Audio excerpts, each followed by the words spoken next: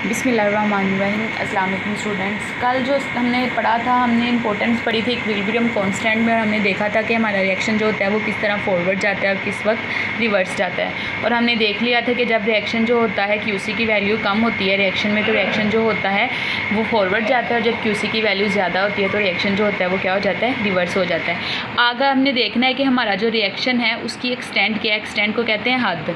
किसी भी रिएक्शन की हद क्या है कि उसमें रिएक्टेंट्स की मिकदार ज़्यादा है या फिर प्रोडक्ट्स की मिकदार ज़्यादा है। कल मैंने आपको एक चीज़ समझाई थी, वो ये थी कि KC डायरेक्टली प्रोपोर्शनल होता है प्रोडक्ट्स के और KC इन्वर्सली प्रोपोर्शनल होता है किसके, रिएक्टेंट्स के। इसका मतलब है अगर KC की वैल्यू ज़्यादा है तो प्रोडक्ट भी क्या होंगे, ज़्यादा होंगे, लेकिन रिएक्टेंट्स क्या होंगे, कम होंगे।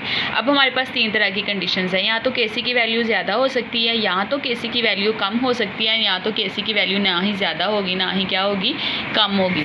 अब अगर ऐसे रिएक्शन जिसमें वैल्यू जो होती है KC की काफ़ी ज़्यादा है, अब KC ज़्यादा है तो इसका मतलब प्रोडक्ट भी ज़्यादा हैं, लेकिन रिएक्टेंट्स क्या होंगे, कम होंगे। KC लार्ज है, इसका मतलब है रिएक्टेंट्स कम है, जितने भी रिएक्टेंट्स हैं वो सारे के सारे किस में चेंज हो गए हैं, प्रोडक्ट्स में चेंज हो गए हैं।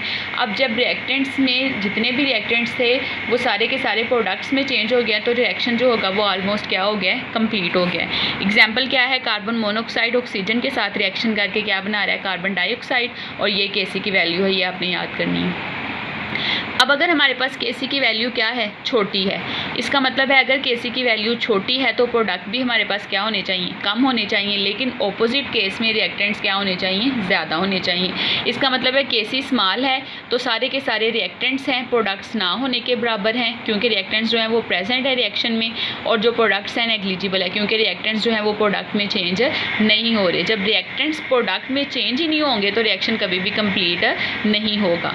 आगे एग्जाम्पल है 2NH3 टूट के क्या बना रहा है, N2 साथ क्या आ रहा है, 3H2, और ये KC की वैल्यू।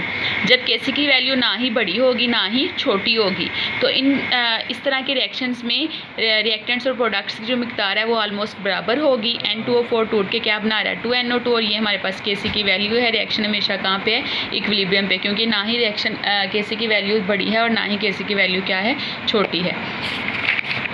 यहाँ तक करना है। चैप्टर 1 कंप्लीट हो गया, कल चैप्टर नंबर 2 स्टार्ट करेंगे।